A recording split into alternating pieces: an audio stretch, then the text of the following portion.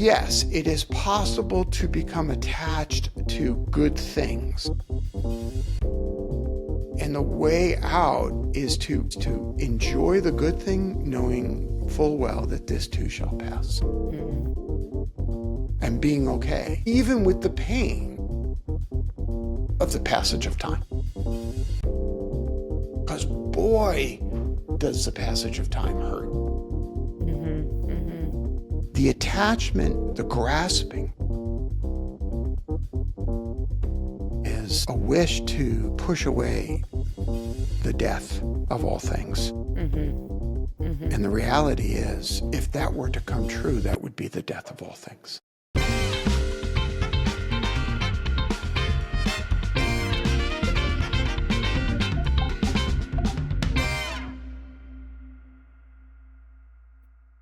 Jerry, thank you so much for being here with us today. Nervous, and I don't get nervous very much.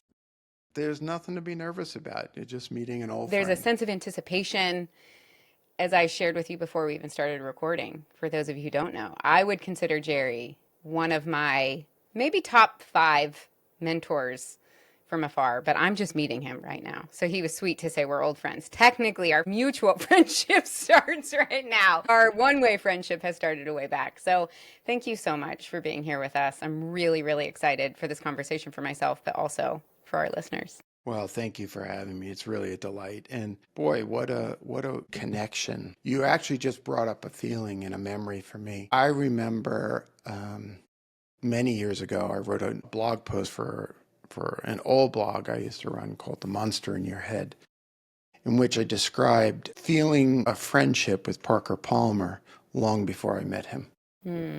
And in fact, 10 years before I met him. It was 10 years between when I read Let Your Life Speak and when I first met him. And so I can really relate to that feeling. Happy to think that I'm doing for you what Parker did for me. I love that. I love that. And now you and Parker are pals, so We are. No pressure, no expectations, but 10 years from now.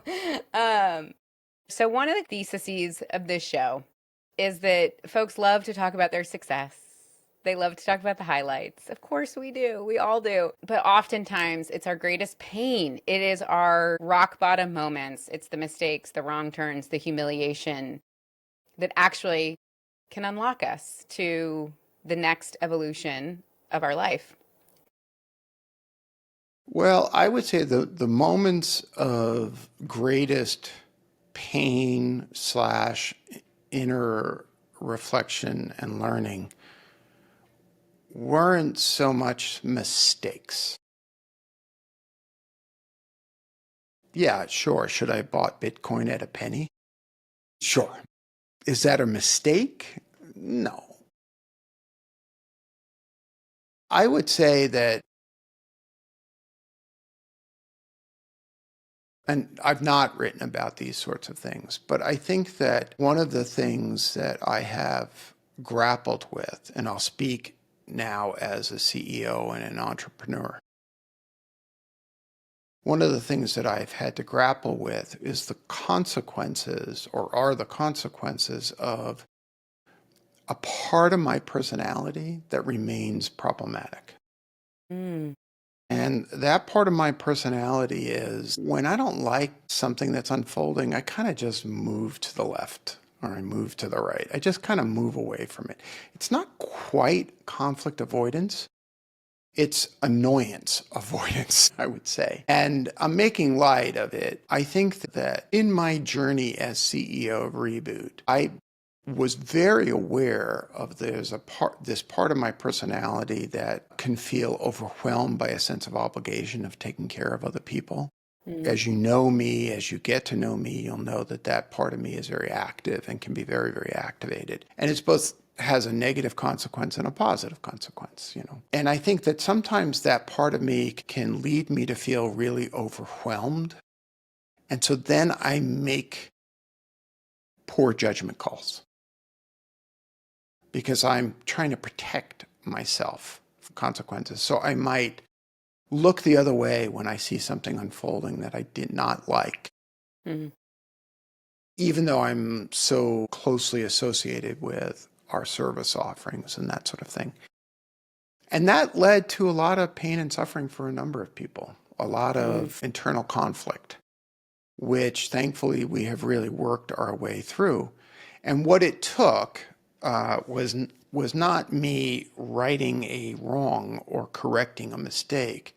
It actually took me turning towards that which I find uncomfortable and painful. Duh. I mean, this is what I teach, right? So, my moment of plucking up, to use your language, has been about the last 18 months to the point where today I feel more integrity and more inner and outer alignment. Thank you so much for sharing that. Yeah. I really thought that you were going to share the story earlier on in your career. Your kind of like moment of rock bottom, what am I doing here, that led to this next season. And I'm just so grateful. There's something so precious about recency of like, oh, not that wasn't obviously a very powerful moment that transformed your life. Well, But I the think fact that you're referring to my thesis when I was confronting the depression that had been a part of my life. And yes, that is a seminal moment in my life where I chose not to give in to the suicidal ideation that I was feeling at the time that had haunted me from childhood. And yes, so much of the goodness that is my life today. But let's go back to your more recent season. How much more difficult? I'm the guy. So you're known, you're like the guy, right? Like, healthy leaders build healthy organizations, introspection, healthy relationships, we name what's in the room. And then you're kind of struggling. I mean, you kind of made light of it. Like, that's literally what I coach. I imagine there's some additional challenge to someone who kind of has, it's like, that's your brand, man. And here it is, like, you're doing the thing in your organization.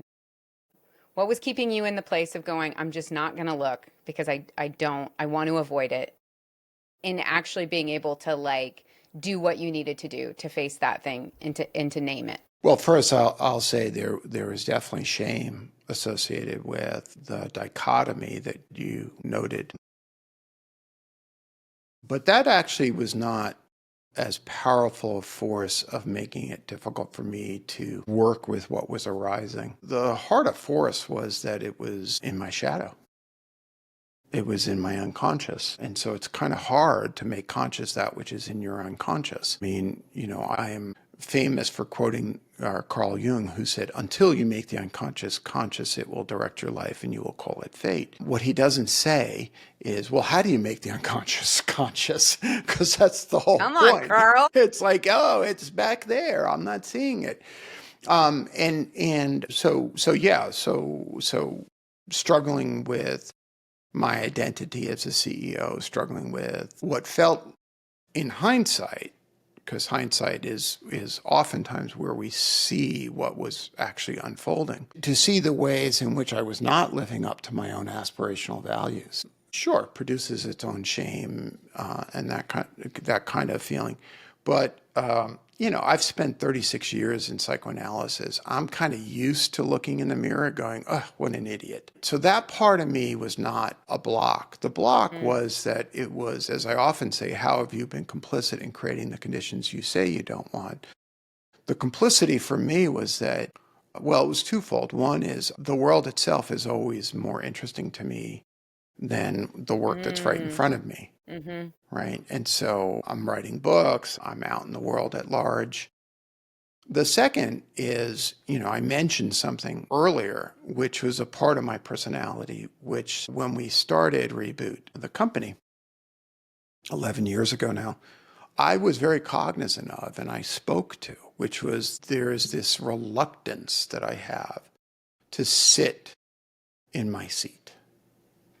And part of the reluctance is humility, but part of the reluctance is a kind of pushing against the obligations that come from that.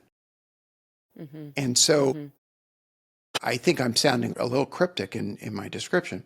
I think to be more explicit, that reluctance coupled with the desire to think new thoughts, to move in new directions. I'm in that zone right now where I'm on sabbatical and I'm working on a new book and I'm thinking about new things. That is so attractive to me that going back or looking over my shoulder to see what I've placed in my shadow is not the first impulse. And that's why Carl Jung called it the shadow, because Yeah. that's what we do. But once I was really able to confront the discomfort that it was generating and the way, rather than, I'll be more explicit, I got to the point where I didn't want to be CEO anymore.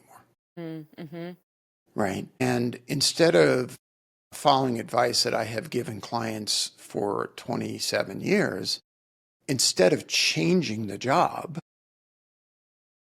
they handed over the job. Mm.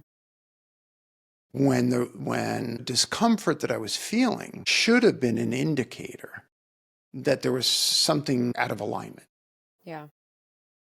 And once I was able to confront that, and I had some really powerful conversations with my two co-founders, Ali and Dan, that were really, really helpful in saying what's going on, I all of a sudden found myself much more comfortably in my seat, to use the metaphor. Yeah.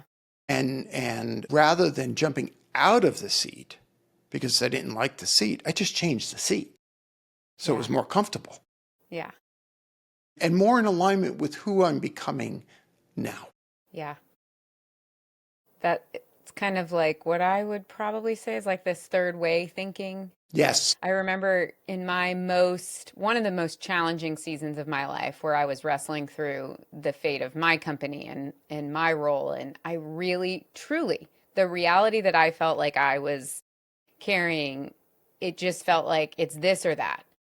It is this or that. And I remember my therapist, I was so mad. I remember her looking at me and she's like, so those are two very dramatic this or that things that you're feeling. And it was very similar. Like either I keep going and I betray myself and I continue deeper and deeper into unhealth for what I thought truly was the benefit of others. That was the story I was telling. I can care for everybody else, but I need to betray myself. Or I have to make this hard decision and it'll all fall apart and everybody else will suffer.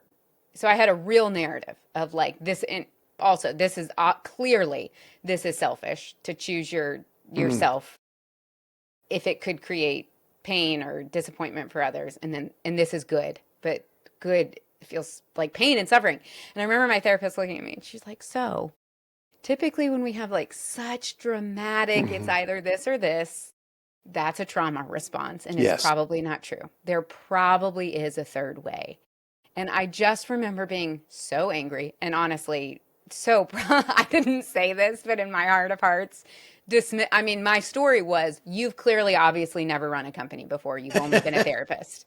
Like, that is such a therapist thing to say. Like, must be nice that there's some, like third path. And I remember getting ready and like ending that call and just being like, that was such a waste. Like the idea that like, I know the truth, and the truth is I'm facing pressures that she could never understand or imagine. So like, that's a very fluffy, nice, magical way of thinking that isn't available to me. And of course, in hindsight, the path that I would look at and I would go, oh my gosh, there was a third way. There was a third way, and the path emerged. But I so deeply believed in the either this or that.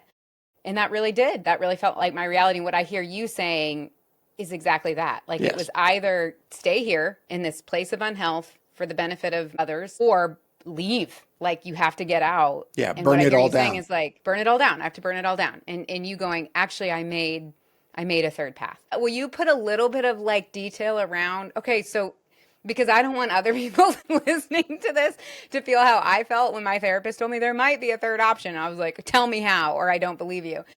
But will you just give us, what were your first steps in like imagining that there could be a different seat for you? Did you go away and kind of imagine that and come back to your co-founders? Was it really collaborative? What was your process of going, maybe I can still sit in this seat, but we're going to design a completely different chair? Well, I would say in my therapist, current psychoanalyst, with whom I meet twice a week still, at 62 years old for 37 years, right, is a Buddhist. And so in our language, we talk a lot about the middle way, which is the third way. But oftentimes it's a good way to visualize that binary double bind that one perceives oneself in. And I'll say a couple of things. One, I really love the fact that you named it as a trauma response. I see that now. 20 years ago, I wouldn't have been able to see that, but I see that now, and I do understand that. And to be clear, as a trauma response or as a response to childhood trauma and adverse childhood conditions, oftentimes what we do is we split the world into good and bad, and we don't really allow ourselves the nuance or see that we have an agency to craft something different. And that is a survival mechanism. So I want to not toss that onto the rubbish pile and say, oh, that's a trauma response. That's bad. No, it's in fact a survival mechanism. And boy, howdy, did it serve us well. Because it made us become adults, and great, but it's not serving us anymore. And that's a really important way to do it. So you asked for specifics. I think that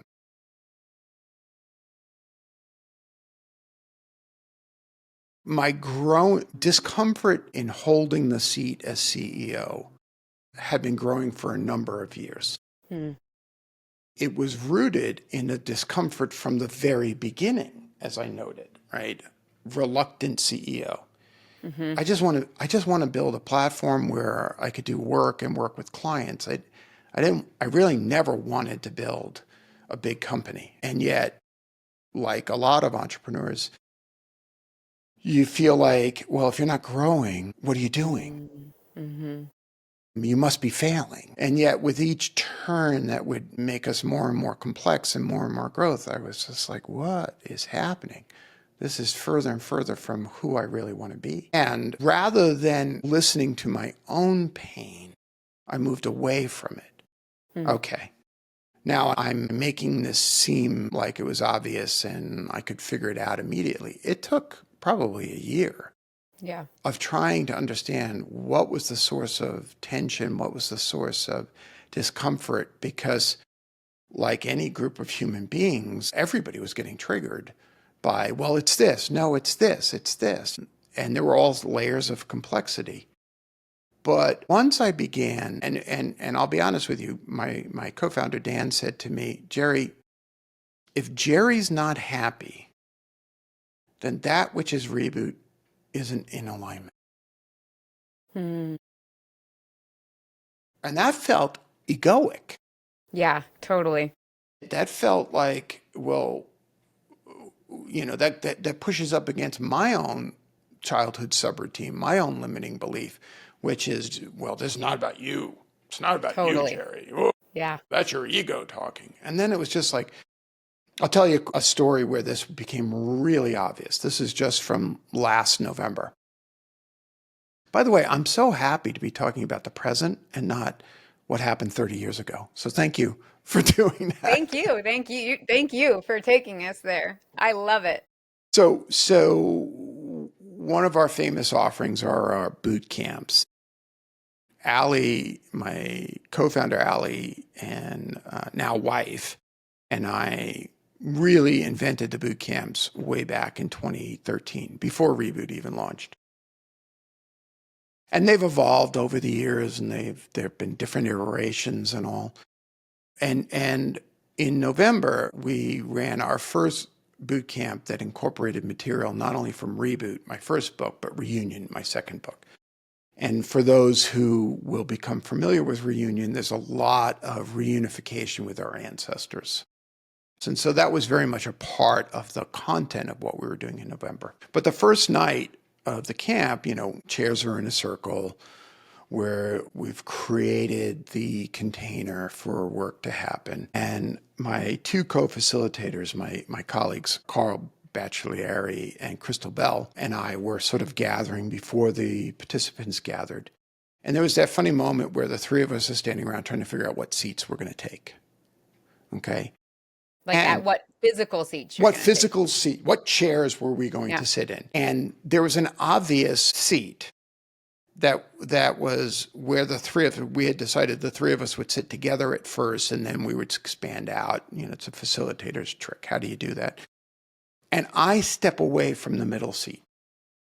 And Carl says to me, no, no, no, no. That's your seat. Sit there. Now, I don't mean to make too big a deal out of it, but what he was saying was, no, Jerry, take your seat, sit in the proper place. Which even now, sharing the story with you feels a little egoic. But so part of what was in the shadow for me in this experience was realizing that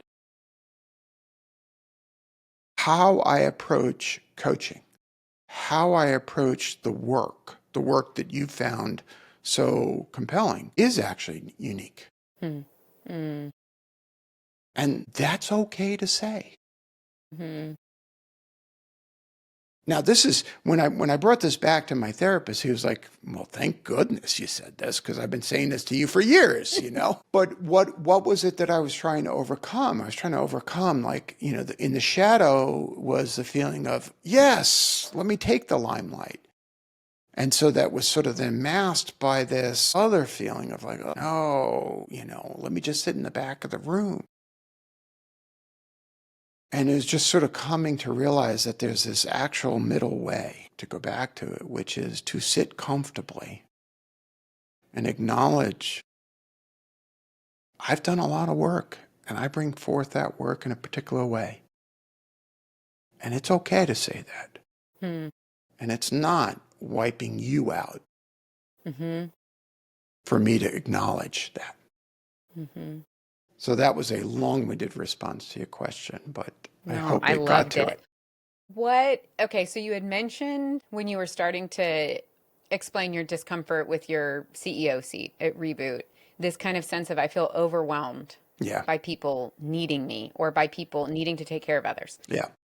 Then you just shared this story of taking your rightful seat and kind of being like, it's okay to say this is something unique that I bring to people, to this organization.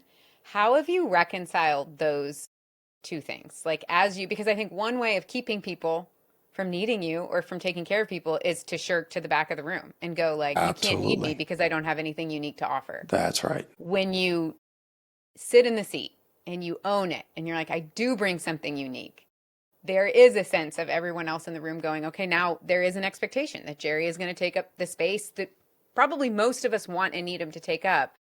How have you reconciled, like what had to happen in you for that not to feel scary anymore? Or like not to go, okay, now I occupied the seat and my next feeling is like, I'm feeling overwhelmed again because people have expectations on me and I need to take care of them in the way that only Jerry can. What's the third or middle way of occupying the seat that keeps you from being overwhelmed by those expectations? So you know what we're talking about? I don't, but I hope you'll tell me. We're talking about what a leader's relationship to the projections are. Because for me, part of my childhood experience was feeling that it was my responsibility, and you've read my books, so feeling that it was my responsibility to heal my mother's mental illness or to navigate my father's alcoholism in a way where, again, the trauma response was I only had two choices. The first choice was to be the good boy who took care of everything. Even if I wasn't physically doing the things, I was embodying that, or run away. And there were various ways that I ran away, right? I literally ran away when I was 16. 2 years later, I attempted suicide and was hospitalized. So each one of those was an attempt to get out from under the projected burden of it. Fast forward, what you're asking is how did I come into a new relationship there? And I will say, broadly speaking, dealing with the projections of others is one of the most complicated aspects of, to use language from Reboot, my first book, The Art of Growing Up. Learning how to negotiate those, to give back those projections without using aggression, without fleeing, without freezing up, without fighting those, right? Because think of the reactions that happen is really critical. And it's really hard to do because so much of our culture sees organizations, sees our societies as a hierarchical nature, and that the person at the top of that pyramid is going to save us. Mm-hmm. So what you're really asking is, how did I come into relationship with those projections, some of which my own unconscious fed? Mm-hmm. Well, the first step was recognizing that I was dealing with projections. The first step was realizing that when people would say to me, well, you're not being the CEO that I think you need to be. It's like, well, wait a minute. Have we had any conversation about who I actually am? Mm-hmm. And what has been my responsibility to actually speak about the things that are going on inside of me? Again, part of the internalized projections that I brought into the conversation was I was not able to be honest in a fully authentic way that I advise my clients to be. Mm-hmm. By the way, this whole experience has made me a much better coach. And I was pretty good to begin with. Mm-hmm. But allowing myself to speak about these things. By the way, I've not spoken to anybody about these things on a podcast. So hats off to you for bringing this out. Well, thank you for your generosity in Ah, sharing that with us. yeah. Wow. That's such a gift. That is such a gift. What was your fear? Like, what was the projection that was it singular or was it kind of a cluster of things, specifically with your CEO seat, that you were like, in order for me to move forward in a way that is in alignment with me, when you said that your co-founder said, if Jerry's not happy, it reminds Then me like reboots. happy wife, happy life, but like if Jerry's not happy, Reboot can't be good. To me, oh my gosh, that was so revealed so much in me, the response that I had to that, to like, yes, that same like, if that's true, that means that this entire organization and people that are giving of their time and their talents and their gifts it's just Jerry's little plaything, right? And Right. it's like, so as founders and as entrepreneurs, what are there some questions maybe? Because I guess my guess is maybe I think very highly of the community that listens to the show. So I would guess the majority of folks that are listening to this probably err towards more of the side of kind of self-denial than like an egomaniac leader who is like, yeah, it is my plate. It is my sandbox and I'll use people and dispose of them so that I can stay. I think the challenge is just in the conflation that you just made. Because I think you, me, and maybe members of the community who are listening to this feel the same way. That if I assert myself and take my seat, that I am therefore doing the same as emotionally manipulating people and egomaniacally taking advantage of people. Do you see the black and Yeah, white thinking implicit in yeah, that again? totally. If I do this, then I must be doing that. And that's actually not the case. I am fundamentally a good person. I am enough. I have a conscience. I am surrounded by people who mirror my blind spots and say, hey, dude, you're acting from your shadow. Mm-hmm. Mm-hmm. So are you, by the way, Mm-hmm. right? You're perfectly capable. What stops us is it's painful to look. It's painful to do that. And so, I mean, in my case, I was so concerned about being that person who might wipe out somebody else Mm-hmm. that I just turned from that which was my proper place. Not trusting that someone like Allie would say to me, what are you talking about? Yeah.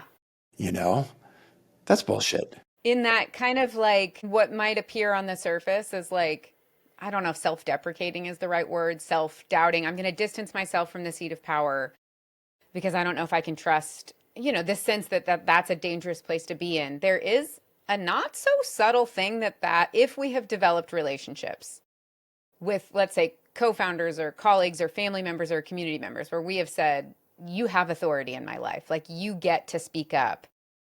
To still shirk from those seats is a not so subtle way of telling those people in our lives, I don't trust that you'll do your job in relationship with me Right. by helping me see the blind spots, by waving the red flag when things emerge, which is it's really diminishing to the folks around us if we are people who have given that kind of level of authority to people, select, obviously intentionally, people in our lives, that kind of like self-deprecating posture is actually very diminishing to the people around us versus like, I am bestowing trust in you, that I'm going to enter into a place that does kind of feel like a danger zone, but like, I'm not going alone. Like, will you go with me? Will you go with me? And I'm trusting that I won't always get it right, That's right. but that's okay.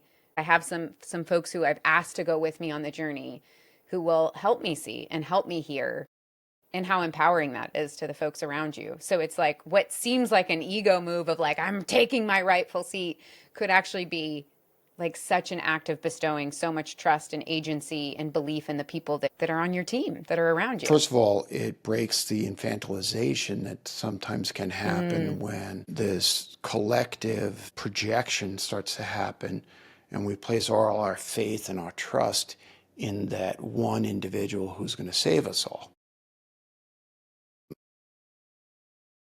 That wreaks havoc in our community yeah. efforts. What's Yeah. coming to mind is, we talked about Parker Palmer before as a mentor of mine and really as a deep friend. Over the decades of our friendship, one of the things that I have come to admire a lot is what I would say is probably rooted in his Quaker tradition, which is imagine having a community of worshipers who come together as a congregation, but no one person is perceived to be the priest.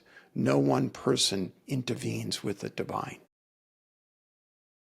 And that there's a commitment to a clearness, and they call it a clearness committee, Clear. that can really help people. And it requires a delicate dance with humility, because false humility can just be, it can be as egoic as no humility. And so being able, you used another phrase, which I want to call out, being able to withstand being incorrect, being wrong, and having that blind spot pointed out, I think is a hallmark of adult existence. Mm-hmm. Mm-hmm. It might also be a trauma response for us to not be able to withstand being wrong. And so we might therefore then retreat rather than lean into a difficult situation or a difficult conversation or even a lack of knowing. Yeah. What this is bringing up for me, so I was raised Catholic, and a tradition in the Catholic Church is confession, right? Where Mm-hmm. you go into, Bless me, Father, for I have sinned. so you literally go. For those of you who have never experienced this Catholic tradition, I will say, before I make a critique, I think Catholics get a lot of credit. From my perspective, the concept of confession, we're going to verbalize the thing that we are carrying, huge props. So I'll say that first. And then I'll say, but isn't it interesting that like you even think about the symbolism of like, I was taught growing up to confess, and I had to confess before I could receive communion. So like before I could be one with God, I had to confess my sins. And in order to confess my sins, I went into a dark box Hmm. and I closed the door behind me. And when you're in this box, there's a screen, and the screen Hmm. enables the person behind the screen to see you, but you can't really see them. So there's like a veil between you and the person that you're confessing to. And you're confessing to a priest. And the priest also, by the way, has some, I don't actually even know if they're legal obligations or just theological obligations. There is a sense of safety that this person is going to be your keeper. And then I think theologically, the idea is that then they're kind of taking it to God on your behalf. If you're Catholic and I just butchered that theology, please forgive me. That's my confession. Okay. Say 10 Hail Marys. But we think about there's so much there that is like, okay, the safety of no one else will know. I'm going to confess, but I'm going to confess that to one other person who I can't even see and can't see me. I'm not making eye contact. Like you think about interpersonal neurobiology and what happens when we share our burdens with somebody and there's eye contact and there's somebody looking back at you saying like, I see you and you're not alone and I'm here. As a little girl who was confessing, I didn't feel that. And then you compare that to a Quaker clearing committee, which is a community. There's a whole gaggle of people. So in the Quaker tradition, again, I'm neither Quaker nor Catholic, so please forgive me if you're listening to this and I'm only getting the basics here, the Cliff Notes. But I think I learned this from Parker Palmer too. You can have a clearing committee in which a bunch of members from the community get gathered and you essentially submit to them. It's a confession of sorts. I would say you're raising your hand and going, I'm not okay. I'm not okay. I can't do this on my own. I have a decision that I need to make or something has gone on in my life. And these now a group of people who are sharing space with you don't tell you what to do, but they simply ask you questions. They're there to kind of ask you questions. And I think the thought there is that just by creating the space and being with one another, we will actually create a clearing to the truth that was always there. But like you needed other people around you. And to me, one of the most powerful moments in my life, specifically in community life, there was I had just had my second son, our second son. We have three boys. My husband and I, both entrepreneurs, very stressed out, venture created stress that was happening. We were not handling it well, and our marriage was really, really suffering. And it's getting worse and it's getting worse, and we're just like, no grace, lots of resentment. We're starting to tell very different stories about the lives that we are living. And so then every time we're confronted with that, we're feeling further and further away. And I'm like panicking. One night we start talking about something. My husband and I are both total hotheads. So the talking very quickly, we're fighting and we're really intense. Neither of us are conflict avoidant, which is an interesting dynamic to have in marriage. So we're like fighting in our kitchen and I'm just like, the idea that we could find our way back to each other is becoming every time we have this fight, I feel further and further apart. So I call a timeout. I'm not thinking this through, by the way. I'm in just like absolute but my trauma tells me that to not talk about your problems. My lived experience is the more you don't share your problems, the bigger and more painful and more hurtful and destructive. We have to shed light on things. And so in my panic, what I actually do is walk towards our back door. We live, as I mentioned before this call, we share property with our best friend. So walked across the backyard. It's like 9:30 on a Tuesday night. And I knock on the back door. And this couple, Alan and Kristen, they're in their living room. They're watching TV. And I knock on the door, and I had asked Ben to come with me. And I come in, I'm bawling, and I'm just like crying. And I don't even know what I'm asking for. I'm just like, hey, we're not okay. Like, I know we only live 8 feet away, but like, I need somebody to know like what's going on 8 feet over there is like, we're not okay. Could we just come in and could we just like share about what's going on? And I don't even know what I'm asking for, but maybe could you just like know, maybe ask some questions. And so they invite us in. And so Ben and I come in and we start kind of like, sharing about what's going on. But before long, we're actually just having the conflict in front of our friends. Then you'll never believe what happens. So we're doing this. I don't know, 15, 20 minutes in when all of a sudden some of our other friends, again, now it's like 10 o'clock on a Tuesday night, other people start walking in. I haven't actually clarified. Either Alan or Kristen got their phone out clearly and were like, we need backup. I think is probably the bat what signal the text said. code Like, red. we have a code red with the Bohannons. Like, we need more people in the room. So by the end of it, I don't know. There's probably 6 or 7 people sitting in this living room.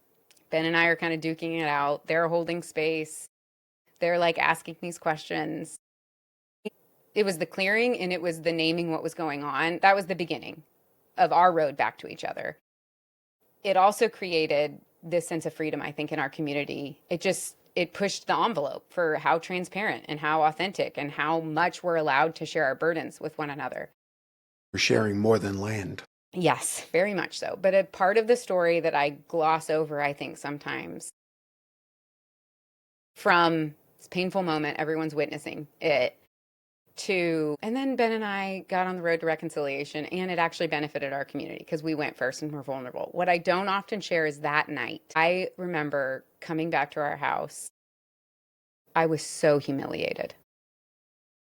Even though my friends had done everything, nobody left, nobody judged us, nobody said you can't be in our community anymore because clearly, like everybody did the right thing. And I still remember falling asleep that night. And I was just like, you know, that scene in Beautiful Mind where it's just like, Yep. and I'm like, this is what I'm feeling. I am just like, and I realize what I'm trying to do is I am trying to figure out how every single person in that room experienced me and the story that they were telling themselves about Ben and Liz, and specifically Liz, that night. Like, what is the story? What is the perception that they now have of me that they didn't have of me before I let them see me in that moment of just absolute mess? But there were enough people in the room that I eventually just short circuited, because it's like, you can't imagine that many people's actual, like, I remember just then I started confusing myself and I'm like, well, I bet Alan thought this. And I thought Chris and Miriam, given her relationship with her father but it almost became too much that I just remember giving up.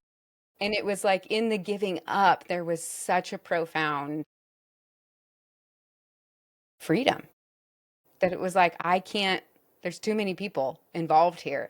And I just think about comparing the confession, like I'm confessing to one person and I need that one person to say a very specific thing in a tradition that actually encourages like so many people's and experiences and perspectives in the room. And I'm wondering if maybe one of the things that by design is that when we share those like the hardest parts of ourselves, not even just with one other person, but like with a group of people, that there's actually some sort of freedom and safety in the kind of letting go of like, it's actually impossible for me to know because it's just, there's too many people here. And the safety that goes in, like, of course, what we know, anybody who's done that on the other side of that, of like, I have nothing left to hide. Like if they take me back after that, like after seeing me, that is the worst of who I am. And I put it on full display. So did my husband, to be fair. We were equal in that. The love and security on the other side of that is like, that's what we all long for. But yet so many of us, I feel like, are so terrified of that moment that we'll do everything that we can to avoid it, not knowing that like what is on the other side of that moment in that intense fear of like, you just saw me at my absolute worst. I can't imagine how that made you feel or what you think about me now is the thing that we actually long for. 3 things I want to say in response. First of all, thank you for sharing that story. I really welcome it as a gift, and I admire both you and Ben and in the community that you've developed. The second thing is I just want to relate, before the recording, you did share with me a little bit of your history and our shared experience of families keeping secrets. And, what I recall is the humiliation I would feel as a little boy when my parents were fighting. I can imagine that the little girl who grew up with people not saying what needed to be said, coming to a point where finally things were being said that needed to be said.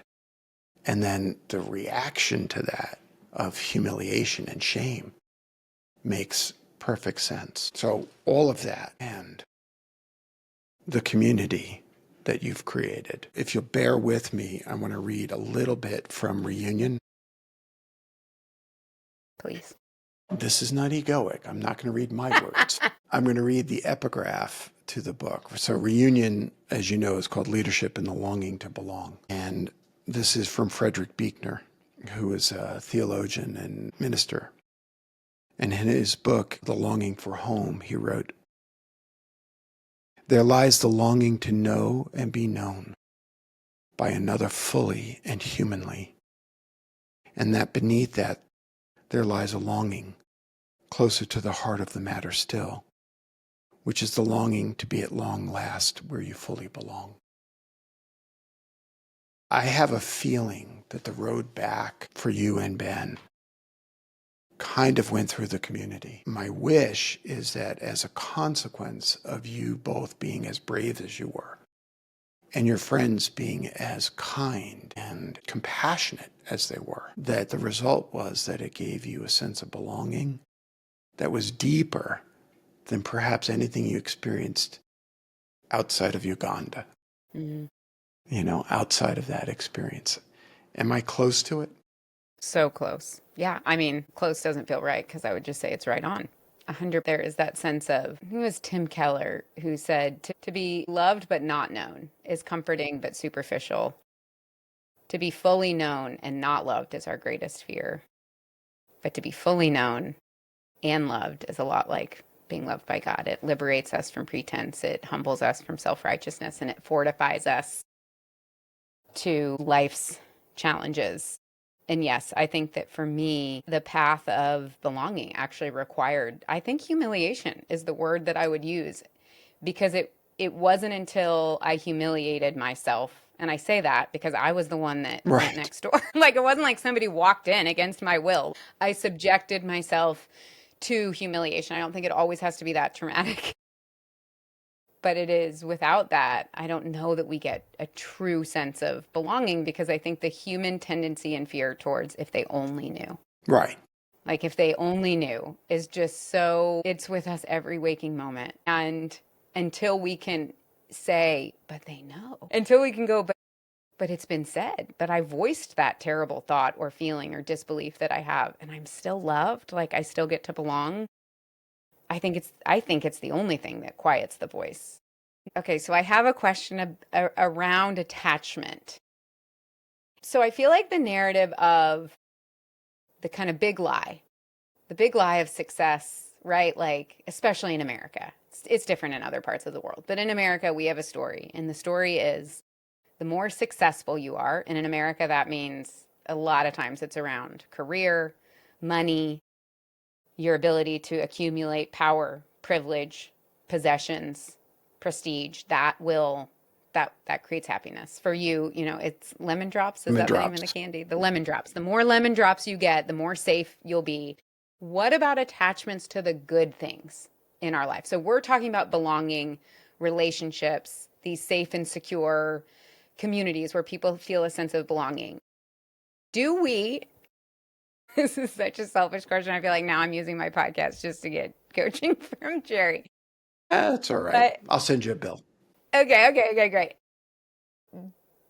Do we, when we are leaders who do feel very awake to that truth of like, none of that matters, it's all such a sham, here's what matters: relationships, authenticity, honesty, caring for one another.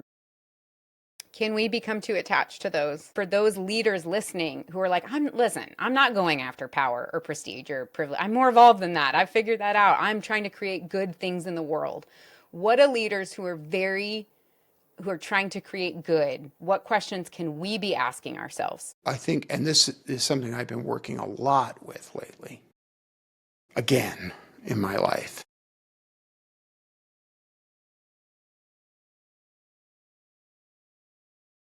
When you understand, let's talk about Liz and Ben for a moment. The two of you are members of this community.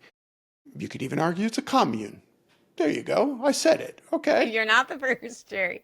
Okay, you bunch of hippies. No, no. And it can be wonderful.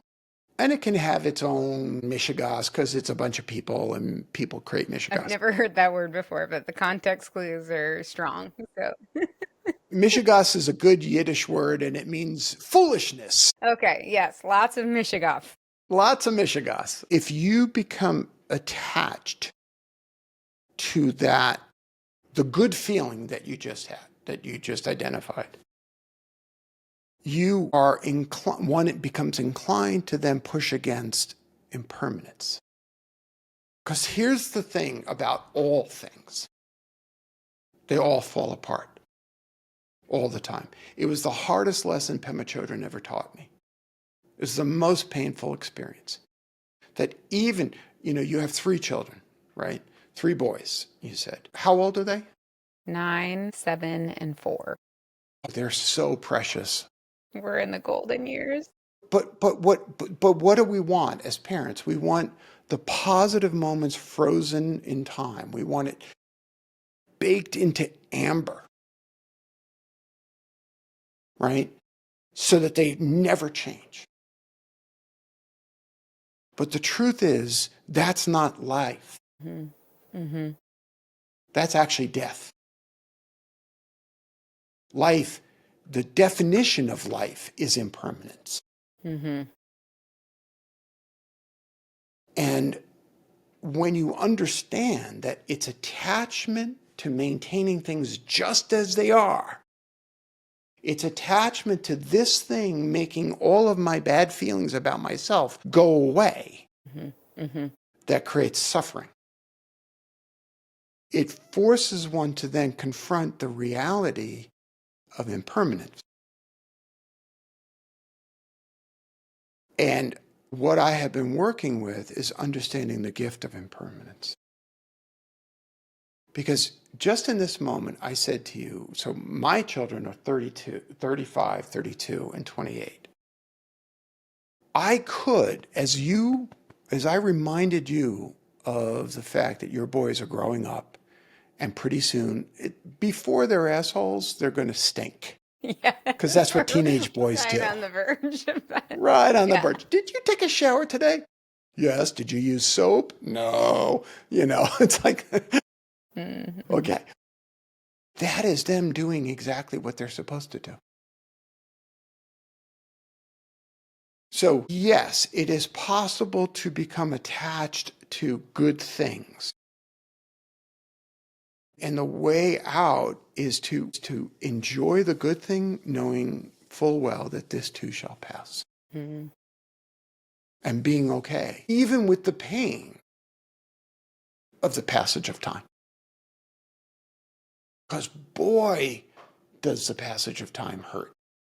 Mm-hmm. Mm-hmm. I mean, sometimes it's great because I'm not like living that old life that I was living, but a lot of times it just really hurts.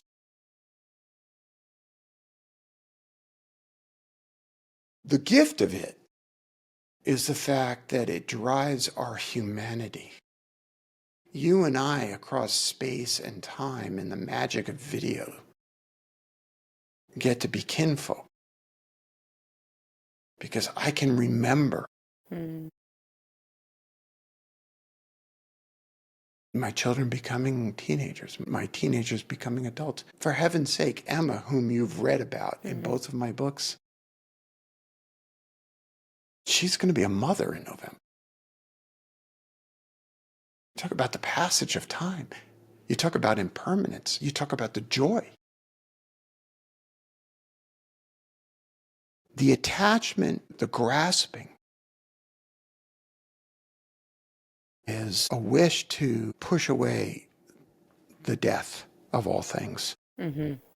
Mm-hmm. And the reality is, if that were to come true, that would be the death of all things. I think in a moment in time, and listen, I believe largely in I think gratitude, it's like, what is the answer to everyone's problems? Start a gratitude journal. There's this sense of, it's like, write down and notice what is good.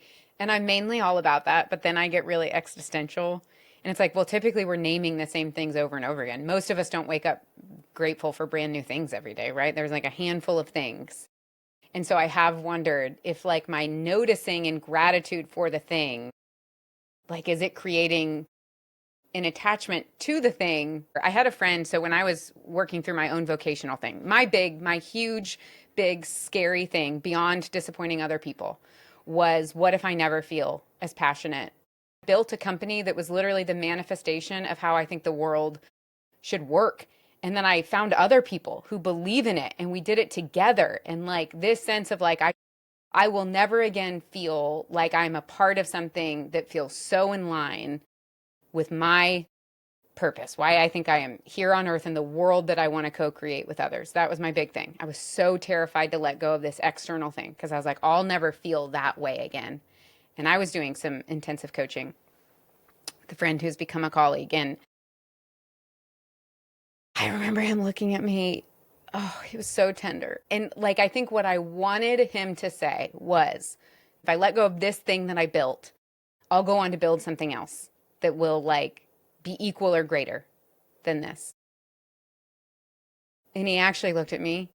I could just cry thinking about it. He goes, Liz,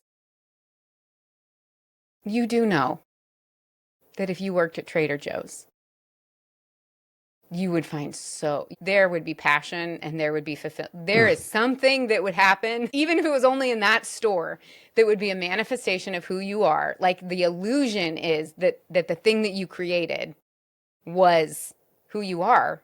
And like who you are is who you are. And it's going to be who you are if you're a CEO. It's going to be who you are if you're a solopreneur. It's going to be who you are if you're a cashier at Trader Joe's.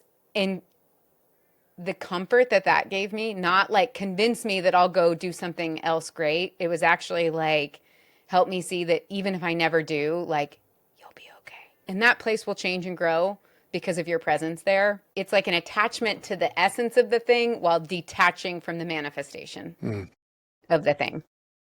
Yeah, it's seeing the function over the form. And I love this story, and it's making me realize that in addition to that gratitude journal, we should probably have a grief journal. Yeah. Because it's okay to grieve the loss of the function, the loss of the form. It's okay to, in fact, I think that in my own life, when I've allowed myself to grieve the loss of a dream, the loss of an idea, the loss of a relationship, it's created the space for the new, for which I can feel gratitude. And then, therefore, I feel gratitude even for the impermanence. Thank you so much, Jerry. This was just such a treat. It's lovely to anticipate things so much and then to be on the other side of it and go, well, that was even better and sweeter than I could have imagined. Thank you. So thank you for your time and your generosity. And truly, I just want to say, I do not take it lightly that you gave us the gift of processing things and sharing them here in this space, that you haven't done so 10,000 times. That I think sharing your friends and sharing those kinds of stories and experiences, those to me are the most beautiful acts of generosity that we can give one another. So thank you for being so generous with us. Well, you're welcome, and thank you for giving me the opportunity to connect in this way.